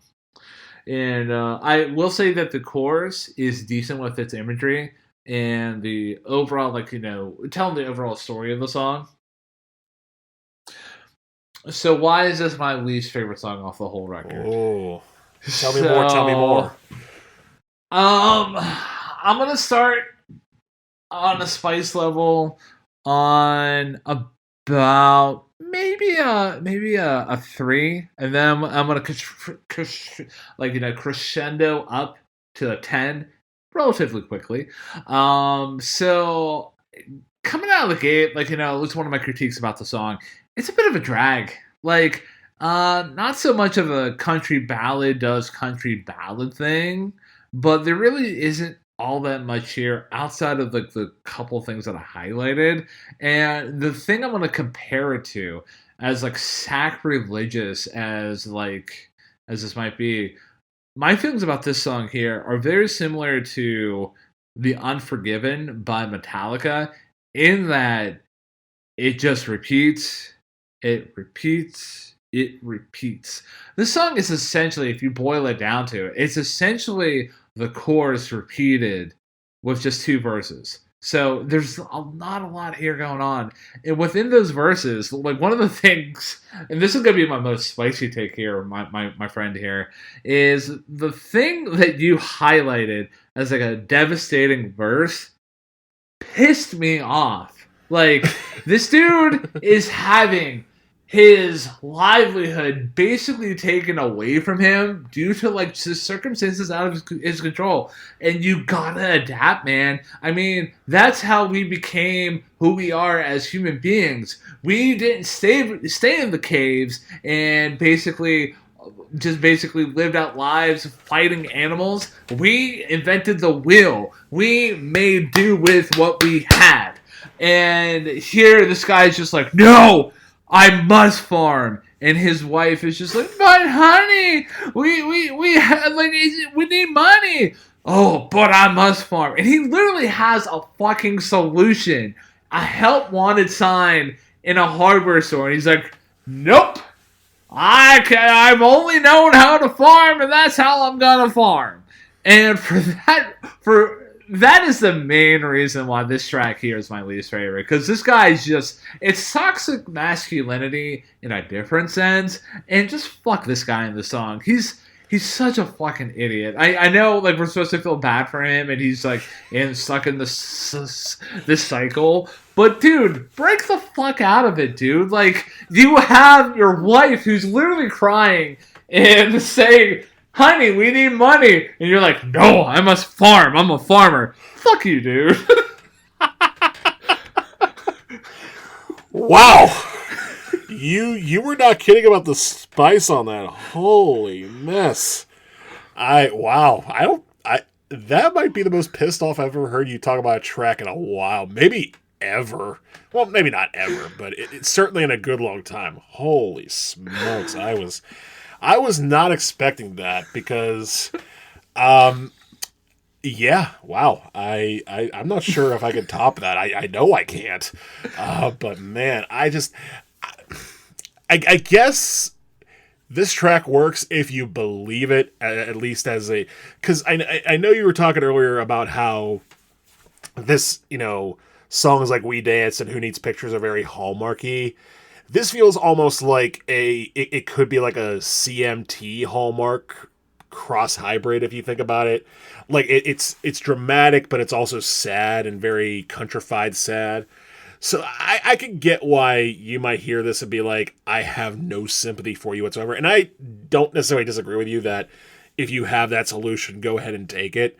But I also can believe the other side of it where, what if someone was legitimately addicted to their lifestyle and they know no other way out? Just because it's not because they won't, it's because they can't.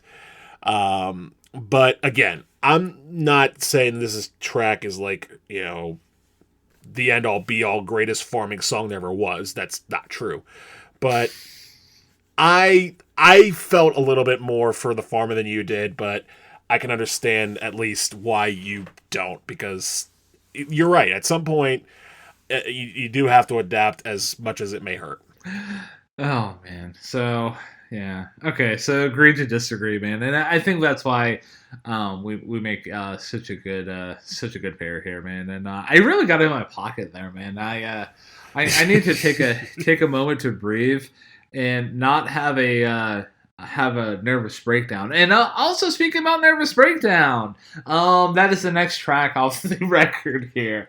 And yeah, for those of you who are keeping track at home, we have 2 tracks left. And I've yet to reveal my favorite track and my second favorite track here. So, which is gonna be which? So, with the nervous breakdown, no lyrics, no singing, just a good jam session here. Like, coming out of the gate, like, whenever coming out of Cloud of Dust and going into the nervous breakdown, it was a bit of a whiplash for me, and that's basically because, like, you get very fast guitar, very fast drums that just rip throughout the song. So I was just like, holy shit, like, this is actually possible within, like, late 90s, early 2000s country. Fuck me. But yeah, and outside of those moments that you get coming out of the gate, like, the other thing that's basically, like, the main crux of the song is you get those crescending moments, like that crescending motif. And I thought that was a nice, like, for lack of a better term, like a melody or a grounding point within this instrumental jam session. And another thing I gotta highlight about the track is just the random pauses that you get to change gears within the song, because yes, you get that main melody that you get right out of the gate with that guitar just ripping into it. But then when you get that random changing of the gear, like, you get more guitar ripping, but the guitar is doing a different kind of melody. So I did appreciate that. Only other thing I got to say about the nervous breakdown, it was very much a welcome change of pace to the dogshit track of Cloud of Dust. I loved it so much that we have arrived at the top of the mountain. The Nervous Breakdown is my favorite track off the whole record. Gee, what a shocker. The song which Brad doesn't sing is your favorite. I am so stunned by this. But in all seriousness, I couldn't resist. That door was wide open. But in all seriousness, though, I do agree with you a whole lot on the things you said. I think to me, of course, you and me have disagreed on both the songwriting and the sound of Brad's voice. So to me, this felt like a bold shift to put out an instrumental track on this album. But realistically, Brad Paisley is a good guitarist, and he proves it on this track, where he just chugs along with this band that is flying at 120 miles an hour, no brakes on the speedway musically. The drums sound great. The piano, especially in the final verse, or I wouldn't even say verse, the final part of the song, sounds amazing. And the drummer, just throughout the entire track, is just pulsating at full tilt. So, yeah, the performances by the band on this track are really, really, really good.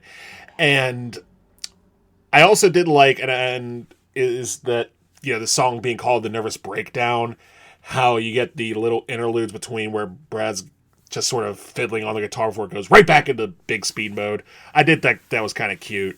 Obviously, this is not a top or bottom track for me, but I did appreciate it for what it was, which was a really solid, good instrumental. And if I were seeing the song live, I'd be like, hell yeah, this song is where it's at. Hell yeah, this is that good cushion orange juice, man. Wait, wrong review, man. So, oh man, but yeah, I'm glad that we're in agreement with at least like this track here rips. So, I think we're ready, man. I think we are ready to finish off this review by going In the Garden. Yes, In the Garden, the final track off of Who Needs Pictures, track 13. And interestingly enough, the only song that Brad did not write, because it is a public domain song. It is a hymnal, and it is one that Brad delivers with a very solemn vocal that I think does sound very good. And he, again, like I mentioned at the top in the description, he was raised in churches, he played in churches, so much so that the church that he went to completely reconfigured its own music program based off of his performances. They're just like, no, let Brad do it. So yeah, you can tell like his faith is shining through on this song very strongly. And the sparse instrumentation does add a feeling of intimacy that does work well with a song like this, because you really don't get much more than guitar and fiddle, which do their part very well, particularly the fiddle at the end of the song, providing a nice, long, breathy outro to this whole album, which I could kind of start to see why you have this at your second favorite track for that. But yeah, I did appreciate this track quite a bit. If I'm going to be completely honest with you, though, it's probably right at the border of good song bucket and album track. Like, it's a solid, good performance, but it really didn't do a whole lot for me as far as anything. Like, it to me, this is just a track that sounds good. So you know what? I'll throw it in the good song bucket. It'll occupy the final spot in there.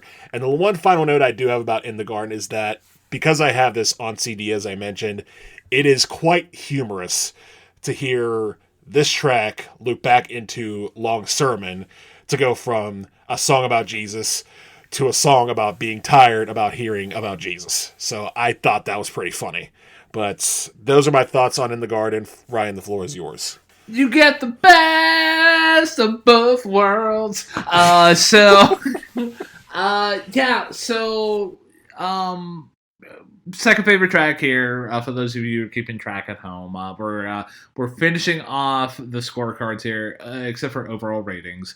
And one of the things that you highlighted I don't want to say immediately, but throughout your discussion about the track, of like one of the reasons why this is my second favorite track is the ending, where you get that conclusion of the track with the repetition of the melody of the song done by the fiddle, just closing everything off. And it's not just a simple one little thing. Like the fiddle is actually able to breathe for the last little bit, and it's a very nice sentiment to close off the whole album. And rewinding here a little bit, the instrumental palette of the guitar and the fiddle creating a nice southern flavored backdrop. It's very effective considering that what the song is basically is, and like you said, like this is a gospel song, like very much like in its lane, and it's very very effective, and I do appreciate what it's doing for the song to uplift it. And for the first time in the review here, and I'm loving that how we've gone through like 13 tracks, and I have to like give Brad his flowers for singing effectively at the very end of the album. But I'm a man; I'm allowed to have my opinions. Here, Brad actually sounds the best off the whole album, specifically here with this song here, and it's because like I believe what he is singing about, and like with the song being about faith, like for him able to like tap into that feeling. I could dig that, man. So yeah, that's the only thing I gotta really say about In the Garden. Second favorite track. It's a very nice closer to the whole album. I agree. It is a nice closer to the whole album. And with that being said, we are 13 tracks up, 13 tracks down, scorecards filled out, and only 3 magic words left to say. We did it. We did it, man. We went to Glendale, West Virginia, just an hour south of Pittsburgh, and asked the question, who needs pictures? And came away with a lot of varying and disagreeable answers at the end of it.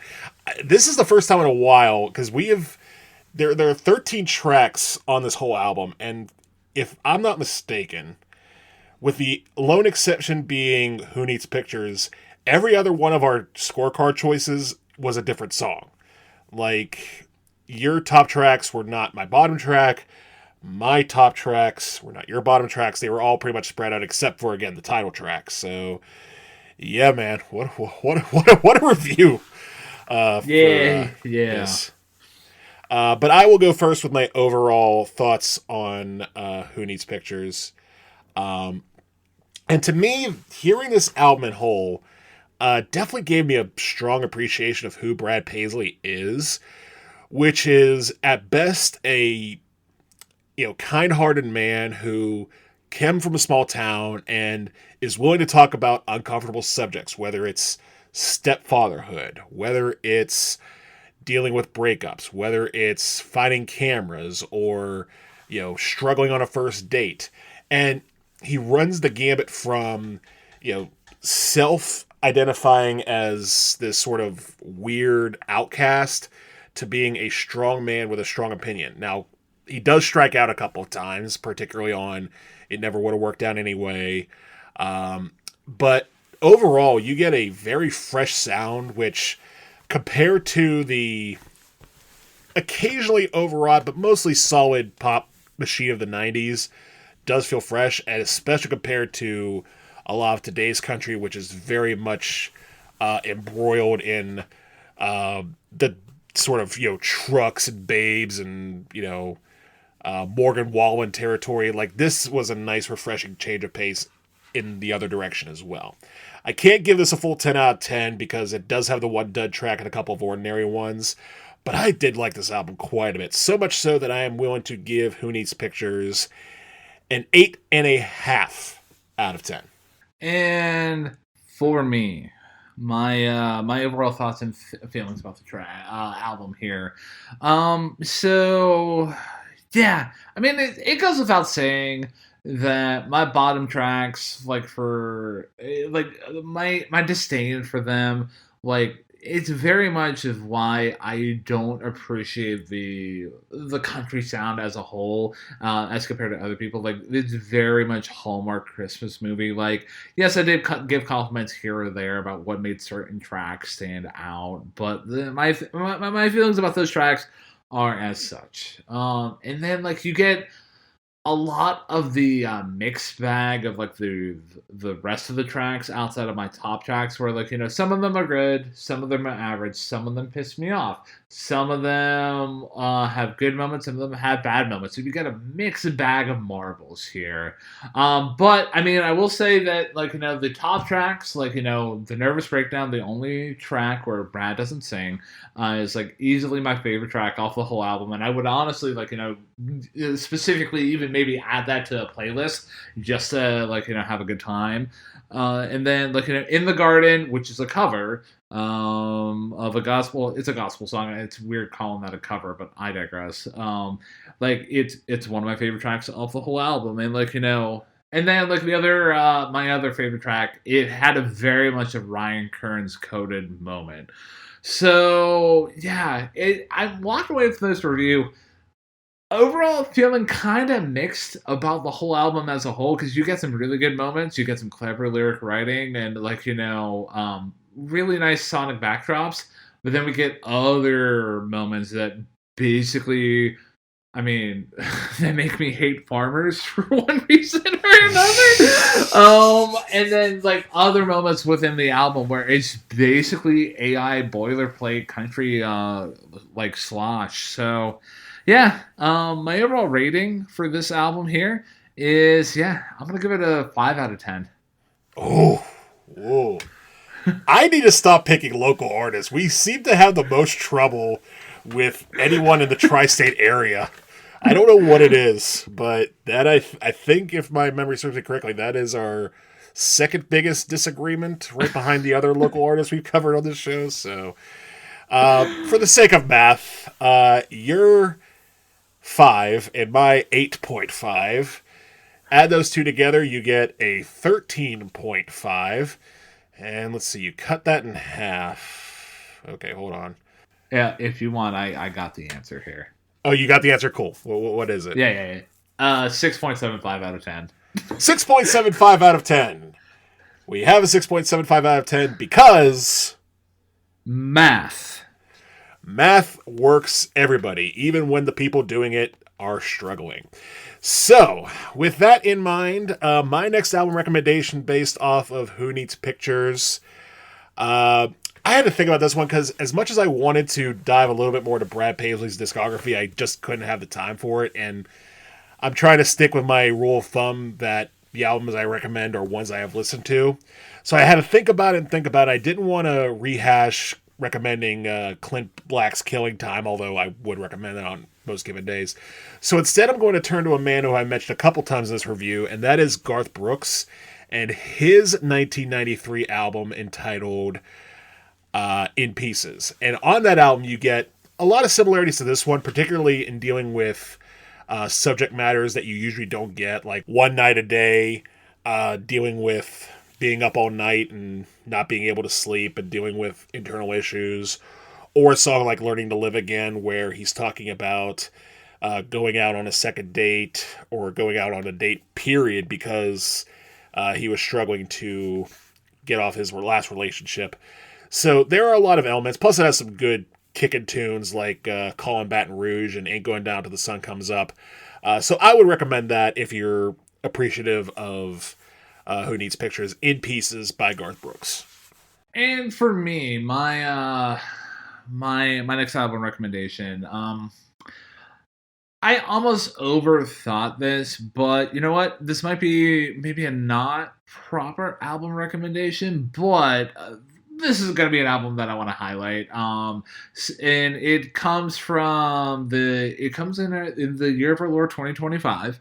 And it comes from the Asheville, North Carolina sound, and the group in question is Wednesday, and their album that was released this year called Bleeds.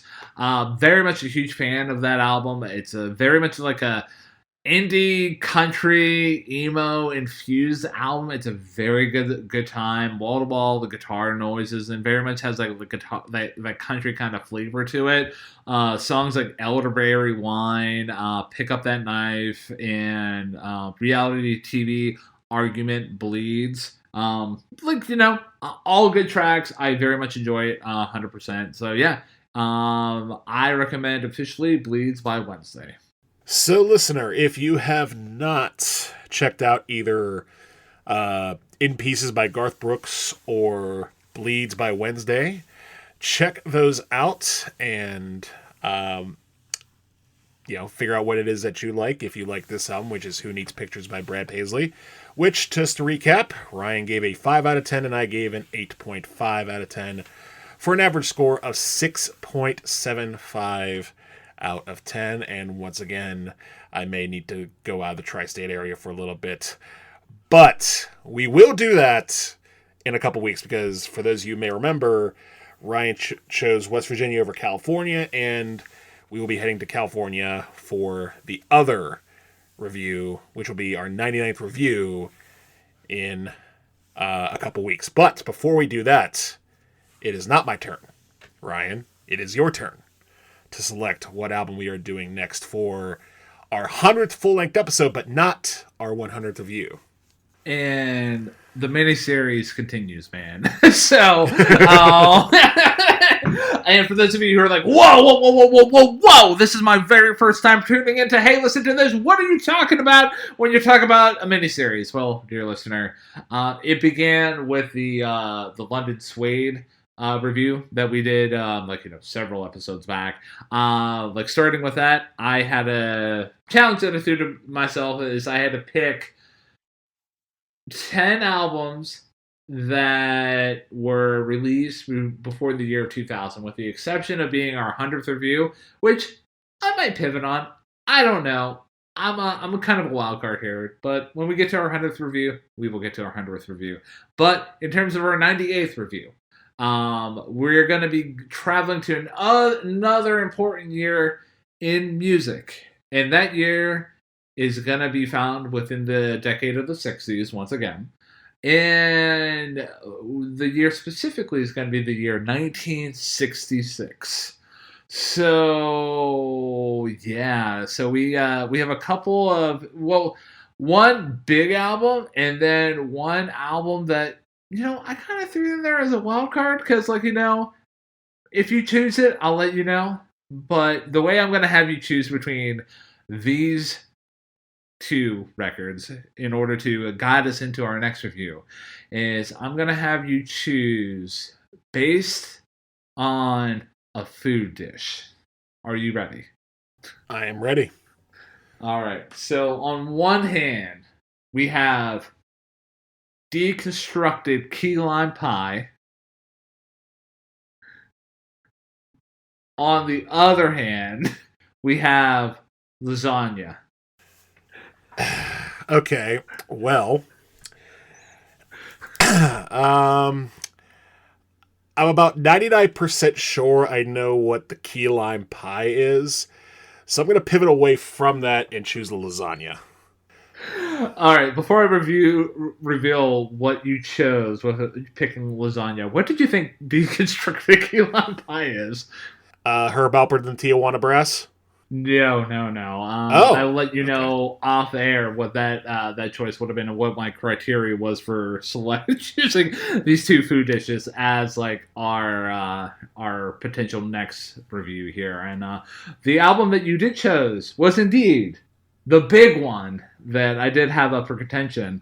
And ladies and gentlemen, it is time that a certain group comes to the table, and that group is, led by the late and great Brian Wilson, and that album specifically is Pet Sounds. Let's go! Yes! Oh, man. So, yeah, I'm excited to dive into Pet Sounds for next week's review. It's going to be one hell of a good time. It is, man. It's been a minute since I listened to Pet Sounds, but I am very much on board with doing that. So, listener, if you have not checked out Pet Sounds by the Beach Boys, I will forego any rock jokes right now and just tell you that go get a listen. And then whenever you come back for next week's episode, you can have opinions about our opinions on Pet Sounds by the Beach Boys. So that's going to do it for this one, Ryan. It's definitely a contentious one this time around. Yeah, and I am what I am, and as much as I could have, really appreciated this album and really just appreciated what Brad was bringing to the table, it never would have worked out anyway.